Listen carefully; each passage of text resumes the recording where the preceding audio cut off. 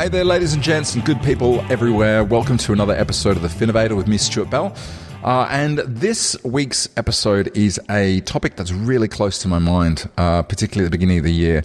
It's called the Domino Plan. And it's essentially the way that I have worked with businesses to set business plans. I guess over probably the last 6 to 7 years, but it's evolved over time. And I wanted to take a moment to kind of explain the story behind the domino part. Way back in when I first started out and I was running coaching programs and we did 2-day live workshops pre-COVID, I used to have a planning methodology, which would involve businesses putting together a 12-month plan. And then every quarter they would sit down and I would encourage them to identify 3 projects that would form part of their quarter. And what I tended to notice is that it was always a very similar kind of story. There's one project that absolutely got nailed, second project that kind of got done kind of well, and often the third project either didn't get done or barely got done at all. And this particular session I ran, which actually done not far from where I now live, here in St. Peter's at Sydney Park, actually in the cricketing pavilion up front. There's a funny story there about getting locked out of that just about an hour before it was supposed to start, but I'll leave that one for the time being. I actually ran a session where I presented all about the insights, practical insights I'd got from reading The One Thing by Gary Keller. Now, if you've read that book, you'll probably know a bit about some of the philosophies. It attacks the idea that multitasking is even possible, and really leads with the idea that the greatest progress is usually made when you have the ability to focus on one thing at a time. And there I am. I'm delivering this session, which is all about, focus and batching and protecting your time, protecting your focus, decision fatigue. And we come to the part of the session where we have to talk about putting together a plan. I'm looking at this A3 template in front of me, which has these choose 3 projects. And I kind of looking at the room in front of me, and I'm looking at the template, looking at the room. And I said, I've got a bit of a problem here, because this isn't really going to work given everything we've spoken about. And everyone kind of smiled and nodded their heads. And I said, okay, how about this? Instead of 3 projects, I want you all to just choose 1 project. And I don't care if you get 1 project done for the next 3 months, as long as you get that done. And by the way, if you get your first project done, then you can go on to the second project. And that quarter was without doubt the most productive quarter. Like the businesses I was working with at that point in time made more progress in that 3 months than they had in the previous 6 months of trying to focus on multiple things. So from that point onwards, that became the approach. Domino project plan. There's more to it. There's a bit of a thing called a roadmap in there, which is about defining 5 key elements that will dictate, what your year is going to be about, what you're aiming for, the skills and you'll need to develop, the obstacles that could get in your way, and ultimately the payoff. But the core of it is this idea of lining up what you need to get done in domino order. And a big part of what we dive into is being able to pick the right order. So then doing certain projects first, you make later projects often easier to attack and sometimes in many, many cases, completely unnecessary. So dive in, check it out. If it inspires you to learn more about the planning approach, don't forget you can jump in and get access to a whole bunch of supporting tools and templates, the whole masterclass library, and a lot more, including our Practice Success free mini course by heading over to success.outdere.com.au and registering to become a community member. That's it from me. Jump in. Let me know what you think. The Domino Plan. Hey there, guys and girls. Welcome to the 12-month roadmap. Now, some of you might know this as the Domino Plan, but essentially what we're going to do in this module is create your 12-month plan from the year. If you come at this from the strategy focus map, you'll now have a really clear picture of the 3 to 5 year journey, and that's going to make it really simple to break it down. Now, again, this is one that I would really suggest working with me through this.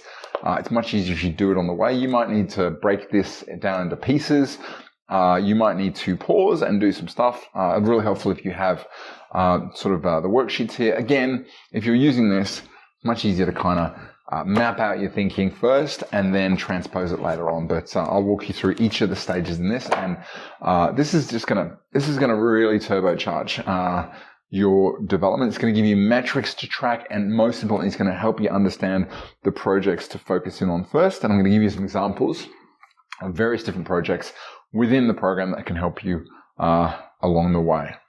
So let's jump in. The big why to this is really, really simple. I think I mentioned it in some of the intro, but if you haven't seen it, I'll give you the really quick version. A I think it was a few years ago, I was doing a workshop at a live event that we were running. And I just read this book, The One Thing by Gary Keller, The Surprisingly Simple Truth About Extraordinary Results, where he absolutely destroyed the myths of multitasking and absolutely convinced me and a bunch of other people by the #1 Wall Street Journal bestseller tag that the real power of making progress and doing things actually lay in controlling our focus. And I put together I so enjoyed the book that I put together a session to talk people through how we could apply this to the way that we engage clients, the way that we plan out, the way that we work with teams, the way we onboard it. And I got to the part of our workshops where we did the normal planning process that we had at that point in time. And I'm standing there with the one thing on the table in front of me, the slide deck behind me with, our template for the time, which was essentially 90-day planning process, project 1, project 2, project 3. And I kind of looked at the screen, I looked back at everybody, and I said, this isn't going to work, is it? Because I just delivered a session all about the importance of one thing at a time. And so there it was. So from that day on, we changed the way that we did it. And I told everybody, let's just do one project. Everyone, I just want you to do one project. Then you get another one done, you can come back and we'll start again. And that quarter was by far the most productive, the best quarter of results that we had up to that point in the program. And since then, we've refined that idea of doing one thing at a time. So what I'm going to walk you through is the process that comes out of that. And it's going to help you, I guess, get clear about how to approach things and most importantly, finish things off and bank the results from certain projects, which are going to fuel your development later on.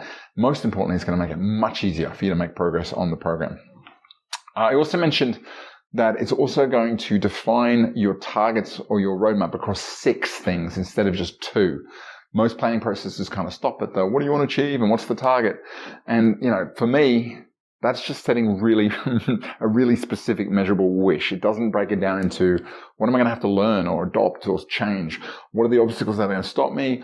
What are the milestones I need to measure with my team or myself along the way? And what is the resources I need to make it happen? So this is going to help you take, if you've done planning in the past and you found it doesn't really translate into results, this is going to alleviate a lot of that problems. So there's 3 parts to it, and let's walk through this on the fly. So I'll give you the whole pause now piece so we can reach the end of this with the work done. Okay, so I mentioned before that one of my big bugbears or one of the big problems with most planning processes is they tend to finish way too early. So for example, grab my pen, hopefully this is the right one. Yeah. So one of my slight bugbears that I have around this process is most people when they sit down and do a plan, actually most people just start with this bit. And I'll give you the problem with that. You may be familiar with something called SMART goals, right? If you want to get me on a bit of a rant, let's talk about SMART goals. Specific. Yeah, totally get it. Your goals should be specific. Tick. Measurable. Yeah, if you can't measure your goals, you're not going to have progress. Achievable. Yeah, you want to have goals that you genuinely believe that you can achieve and you have the resources and capability and time to do. So I'm good with that. Realistic? Hold on a mo. Isn't realistic the same as achievable? What's the difference? If a goal is achievable, isn't it realistic? If a goal is realistic, so again, we don't need that. And timely, hold on, isn't time a measurement? In other words, my problem with SMART goals is firstly, these are the creation of a consultant who woke up one day and went, I'm going to try and sell a concept or I'm going to try some IP. And the way I'm going to do that is by selling a company called SMART goals because SMA goals doesn't really work. Also, it's not the way that we approach things. Sitting down and going, I'm going to define the specific of it. It's not the way human beings think. It's the equivalent of you and I. If I gave you a call and said, hey, how about we go to the movies in Newtown on Saturday, sometime at the age of the time of 2 and 4 o'clock, and we'll go and see either a comedy or an action film, and we'll arrive at a certain period of time so we can either go have food. That's not how people plan stuff out. What we do is we go, hey, do you want to go to the movies on Saturday? And you go, yeah. What should we see? So I guess the point is, rather than start by getting really, really specific, my starting place is what do you want to do this year? What do you want this to be the year that you did, fixed, or achieved? In other words, don't worry about the specifics. And again, this is aligned with the way that if you and I have worked on goals, conversations with clients, or if we're going to, that's how it works. Start with the high-level goals, your themes.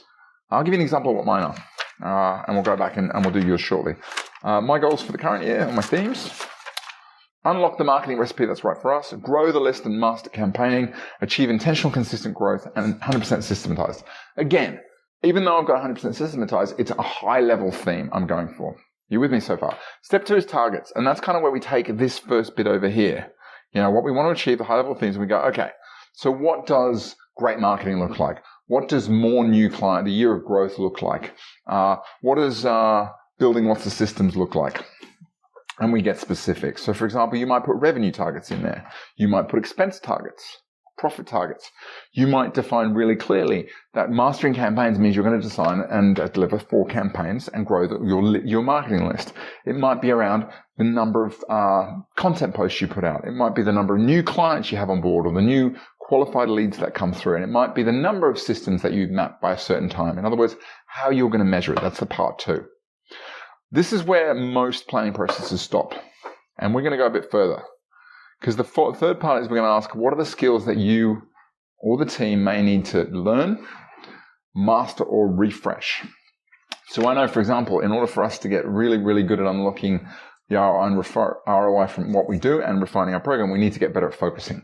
I know that for our marketing better, we need to produce marketing really quickly. That's short, sharp, and engaging. We need to master using the metrics, particularly in the online space, more effectively, and making process mapping more of a heading. So I want you to be really, really honest. When you look at some of your themes and your targets, if they're marketing targets, are there certain marketing skills that you know you don't do particularly well? If you've got goals around systematization, do you need to learn how to do this better? If you've got, if people are something you need to grow for your next phase, you need to get really, really good at managing people, or finding, or hiring, or recruiting people. If you need to generate more profit, you might need to get better at fee conversations or transition conversations. If it's a marketing skill, you might need to focus there. You with me? The fourth one is I want you to preempt some of the obstacles. I'd love it if everybody's journey was unicorn and rainbows, but the truth is that a big part of my coaching is, part of it is keeping people on track with their project, but part of them is helping people navigate when things do go off track or they find them difficult. Alternatively, something comes in and knocks them for 6, like a licensee change or compliance things or losing a staff member. So I want you to ask, there are going to be certain things along the way. Ignore that word. That's wrong. That's wrong. Never mind. I'll give you the correct wording on that, which is they might present a problem. So, for example, for us, it might be if we stop tracking the metrics. So we need to keep an eye on doing that. Trying too many different marketing approaches without really measuring it. Saying yes to the wrong things or finding ways to do busy. Creating new content instead of refreshing existing. Your obstacles might be not getting on board with your workflow system. Not allowing staff to kind of do what they want to do rather than what they need to do. Saying yes to clients because they've been with us for a while. Moving away from the fee conversation because it's easier to do it. Whatever your thing might be, what are the things that you know from past experience are likely to impact you? The fourth one is milestones. And kind of, if I look at this connection with targets, this is kind of, I always think of this as a pick list. I want to achieve this, I want to achieve this. But for me, it's not very motivating if the only time I get to measure my results or the only time I get to sort of, tick things off is at the end.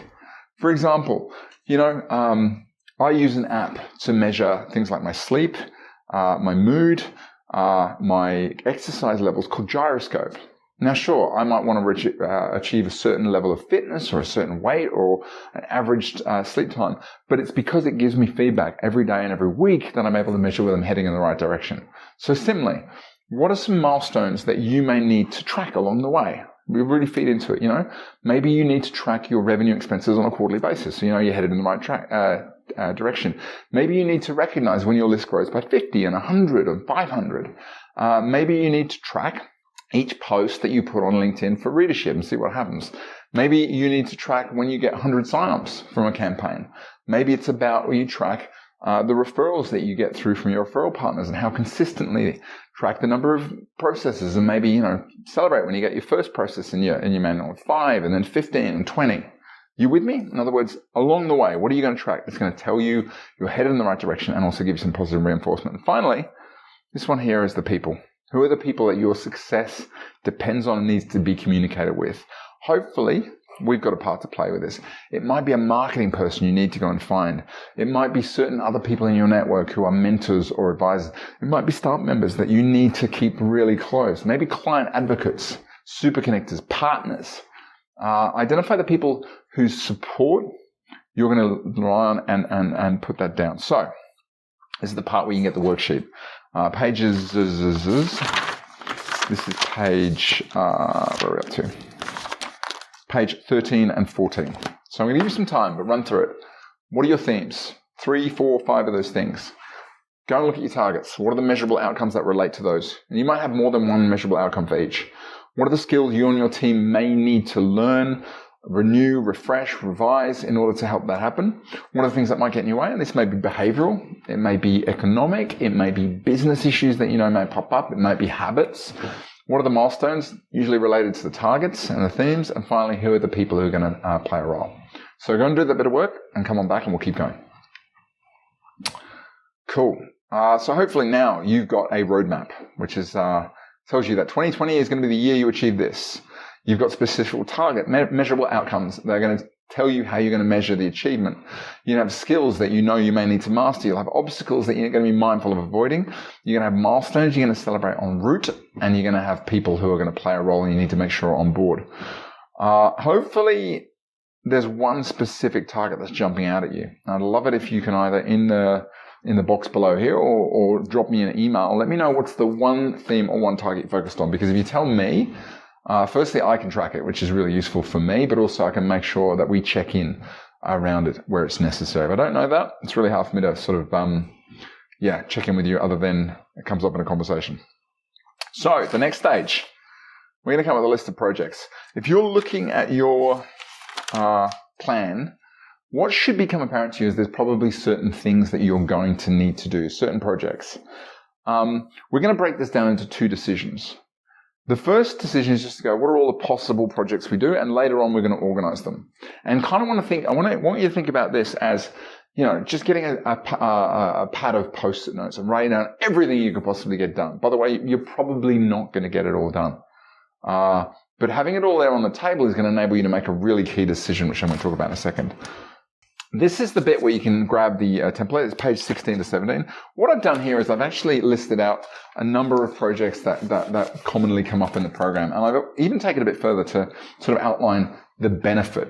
And this is really important because I think one of the value judgments you're going to have to make in order to get them in the right order, that domino one-by-one order, is the benefit that they're going to have to your business. And usually in most cases, businesses have a thing they need first of all. For some people, it's revenue. For some people, it's actually profit. For some, you may be just so swamped, you just need time. You need support. You need time out. Maybe you need systems. In other words, there's going to be a few things you need. And by getting clear about what these projects are going to give you, often we can make a better decision about which come first. Classic example. Some businesses go out there and they think, I need to generate more leads. But when you dive under the bonnet, you realize they're not profitable. And they're chasing leads because they need to invest in support. But what they actually need to get their pricing right. Similarly, if you've got businesses who want to do a lot of marketing, but they don't have time, well, guess what? We need to focus on projects that get people back time, like a role audit. Here's a really simple breakdown, and this may help. If you're new to the program, you may be at high level be aware that there's a structure to it. If you've been around for a while, you'll know that our program's about 3 things. It's about helping you to attract more clients into your business and bring them on board. It's about how you service them on an ongoing basis and how you resource. And within that, in the attract space, we have marketing, new client engagement once they've crossed that sort of threshold, and then how to onboard. Similarly, in the service space, we have what's your offer, how do you price it, and how do you deliver a great experience? And in resourcing, how do you as a team work together? What are the systems and technology that enable it? And finally, how do you improve team and personal productivity? And you might be looking through this and going, what are some of the projects I can do? Well, they're laid bare, and many of the resources on the member side are aligned to that. So if you've identified you need to get a better target market as a project, that would be a bunch of resources under the marketing area. If you know you need to get better service conversations, well, guess what? There's a whole area of that under offer, which can help. If you know you need to get better at tracking clients' progress, if you know you need to build a better way of working together as a team or systemizing or analyze your role, map out your tech, you get a new idea. So I wanted to put that out there. The slides for this will also be in the resource section, but obviously if you have any questions about what projects might suit certain outcomes, I'm more than happy to answer that. But getting clear on what you need and getting it all out there and kind of going, well, what are the benefits of doing this is really, really important. So with that in mind, take a moment, hit pause, go through and identify two things. I want you to identify what are the key things you need more of in your business. Is it profit, time, support, systems? What else we got? Simplification, smaller team, bigger team, more partnerships, more referrals to grow your list, more time to focus. And then just go through and brainstorm all of your projects and just put an eye over there and work out which one of those projects is likely to give you the things you need most of first. Because in many cases, that's going to come in really useful when we hit this next bit. So hit pause, off you go, and then come on back. Cool. Welcome back. The final piece in this planning, well, there's another piece, but this will do for this bit, putting together 12-month plans. We're going to put them in domino order. And really what I want you to do is I want you to identify what's your starter project. Project number 1. We're going to call it project 0, but here it's project 1. What's project 2, project 3, project 4, project 5. And then we're just going to have a bench, a reserve list, which I just call project beyond 5. The way we're going to do this is, that's the wrong slide. So ignore that one for a second. The way that we're going to do this is we're going to turn to, it was the wrong slide, page 17 and 18, okay? And we're just going to note this down. You need to define 3 things. Firstly, you need to give it a name. So your first project you're deciding on should create for you the most important thing you need, which is usually time, capacity, headspace, profitability, leads, and I want you to give it a name. So if it's a marketing project, maybe you call it marketing rhythm or content marketing, or maybe if it's a new client engagement, you might call it the new client engagement system or the client experience system. Then I want you to define in one line why you chose this project. I'll give you an example. One of our projects that we were starting is to update our program pages. Why? Well, before we can drive traffic to our offers, we need to make sure we have the means of turning those traffic into leads. That makes sense, right? You don't want to spend a bunch of money driving traffic to your website when you don't have any means to convert people. I got another one. Ops manual to 80% is our Domino 4. Why? Well, to create the best coaching system, we need to document the system. This why is going to remind you and enable you to be able to explain to other people why you chose this particular project. And once you've got that down, I want you to find how. And this is really high level. What are the things you need to do this project? To update our program pages, we're going to need to update all the program pages and the checkouts for our 2021 programs so they're ready to convert traffic into new members. For our Ops Manual project, it's to set in stone the way the business communicates operational day-to-day task flow and hand over responsibilities for driving, but not doing work according to timeframes, process, and expectation. In other words, it's a really big, long-winded way of saying we need to have documented what this process is, how it works, so we can, and timeframes and templates associated with it. And then finally, I just want you to document at the end what the outcome is supposed to achieve. In other words, at the end of it, and again, this will be in your template. For us, the program pages will know we've finished and we can move on when we've got new pages for all programs, metrics tracking in place, and clear lead capture. When it comes to our operations manual, we will know this is finished when the team we have is responsible for the work of managing and monitoring, so we as a team can focus more on the doing. You with me? So this is the bit where you might want to take some time, but I would suggest doing this all in one go. Don't aim for perfection, but try and get as much of it down and make sure you fill in that reserve list as well. Cool. If you come back, you've either done that in one block or maybe you've taken a bit of a break, but I want to give you a bit of a ninja tip. Now that you've got that banked, hopefully you've transposed it, where your focus needs to be is just purely on that project 0. One of the benefits of this process and the tracking I'm going to show you in a second is a couple of times already this year, it's caught me. It's caught me moving on a project before it's finished. And I think that's a really powerful thing. Sometimes, particularly if you're a driven person and you're excited or you like new stuff, you can move on to the next thing. And it can be really dangerous because you end up with, 5 projects unfinished and it pulls you to a halt. For me, I think the most important project for you to map out is the next one. And then when you complete that, you can map out the one after that. there's various different ways of doing it. But I think, again, this is the one-page thing. For me, I always think about this as if I'm going to have to communicate the project to my team, and ideally to get them to drive it or do it. And to do that, I need to be able to communicate, firstly, intention. What's this project? What's the name? What's the purpose? What does it matter now? Why have I chosen this? What's so important about this project now? Because I think there are certain personality types when you explain the why, you're more likely to get them engaged. And finally, product. What's the outcome? Now, if you've already done some of the thinking already, which you will have done, this is probably going to be more about fleshing it out.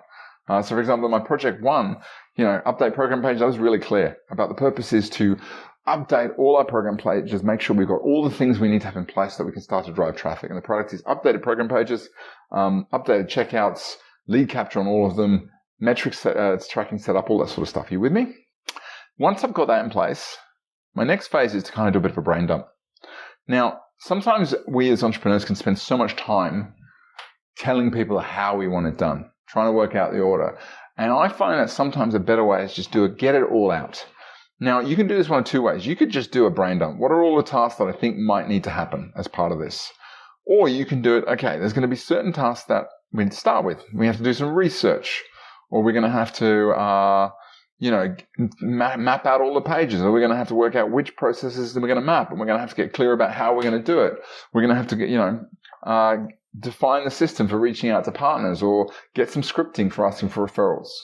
And there's going to be certain tasks which are second level tasks, which is training. Choose which platform it's going to be on, set up something, role play. And then there's going to be third level things, which are things that finish it off, like marketing something, launching, reviewing the results. The most important out of this is identify your starting actions.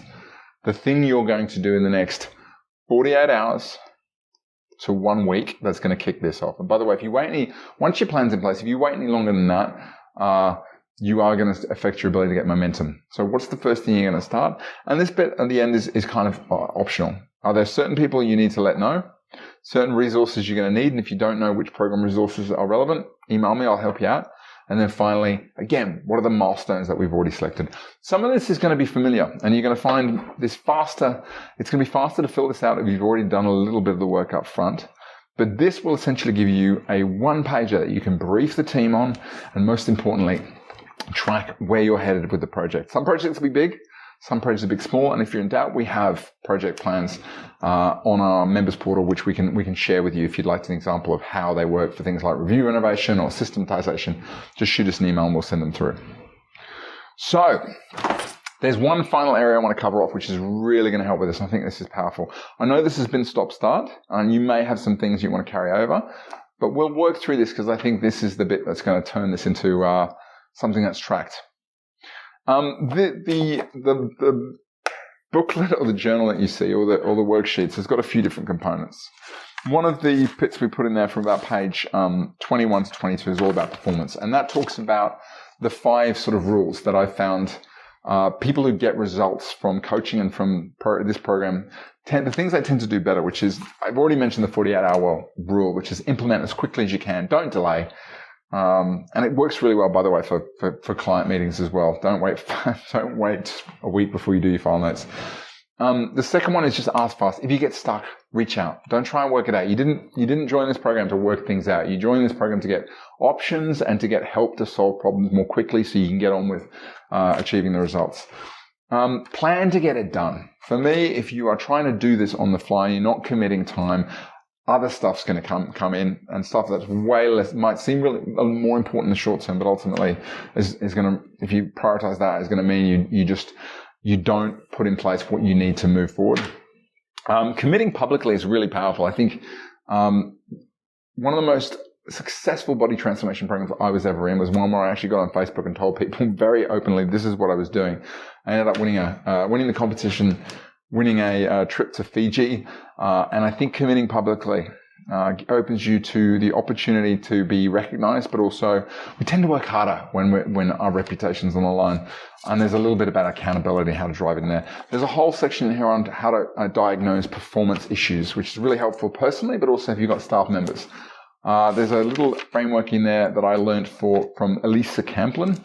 the gold medal skier around how to become world class. But these are all just reminders on how to optimize your own performance. The real power of this comes in when you get into this part called progress. My strong suggestion is, depending on where you are, Q1, Q2, Q3, Q4, look at your plan and identify anything from, 1, 2, 3, anything up to about 6 metrics that really matter. If your goals are to map processes, how many processes do you want to map every quarter? If your goal is to get leads, how many leads do you want each quarter? If your goal is to put out marketing content, if your goal is to ask for referrals, if your goal is to generate revenue targets, if your goal is to get signups to your list, define your targets on a quarterly basis. And you can put it in that, depending on the thing, you put the target there and you put your quarterly target there, and then just track it month by month.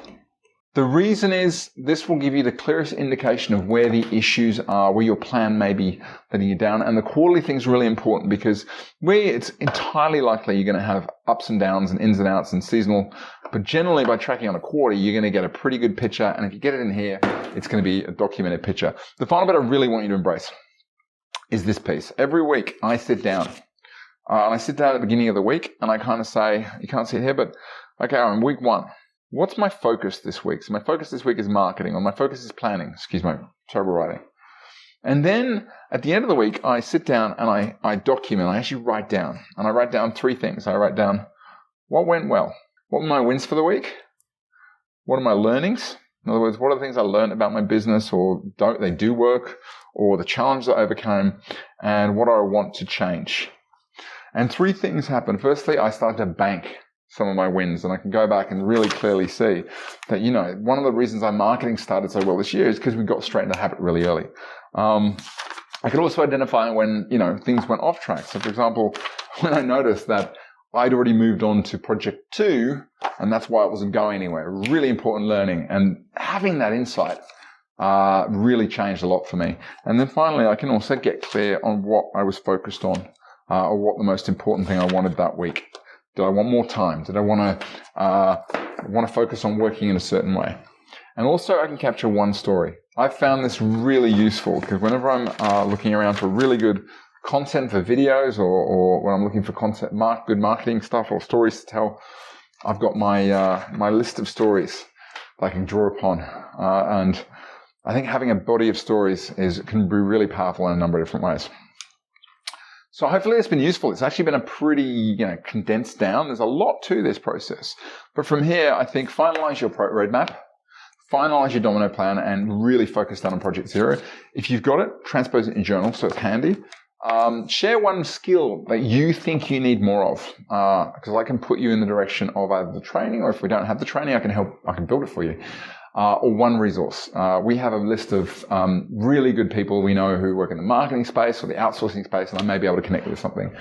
And then if you're going to join me for the 1-pager, there may still be a questionnaire here, but I want you to just do a bit of a stock take. You can do it with a questionnaire, or just do it before we meet and just have a look at what is the marketing you've done, the stuff that's been successful, the stuff that hasn't been successful. Do you have any, some clarity over your value proposition? Have you documented who you work with? Have you analyzed? Have you created an avatar? Because when you come on to the 1-page marketing plan, this stuff is going to be really useful. But other than that, I hope you've enjoyed this. I hope it's giving you a really good plan for the year. And don't forget, this is something that is worth doing every 12 months. Revisit it on a regular basis. Again, just having a look at it every 6 months at the least, if not every quarter, is really, really useful. But please, you'll make your journey a lot easier if you also use the metrics and the progress tracking on this. I'll see you soon. So there you have it, the Domino Plan. And interestingly, the Domino Plan is actually one part of a 3-part planning series. And as I record this right now, I'm just in the process of putting together an ebook around that 3-step planning process, which is all about setting the right strategic vision, mission, and purpose for your business, going through the domino planning process, and then the third component in there, which for me is the most important, is about implementation. At the tail end of last year, we published a journal called the Good Year Journal, which basically enables a lot of this business planning process and, most importantly, the implementation process. Because to be really, really frank, having a plan no matter what the statistics try and lie to you about, having a plan isn't what makes business successful. It is their ability to create a great plan and then having the muscles and the capability and the systems and the habits and the team operating system to enable it. So if you wanted to go and check out on Amazon, type in the Goodyear Journal and you will find a copy of it. And of course, by the time you listen to this, Planning for Success should be also on Amazon, available for purchase as an ebook or as a print on demand. Alternatively, if you want to jump in and get access to the Goodyear Journal e-version for free, you can jump in and join our success portal at success.ourdairy.com.au and just become part of our best practice community. That's it from me. As always, if you loved this episode, please take a moment just to leave a review, ideally 5 stars, and leave a few comments just letting others know what it is about this, whether it's worth a listen, and particularly who it's made for. That's it from me. I'll see you next week for another episode of The Finnovator.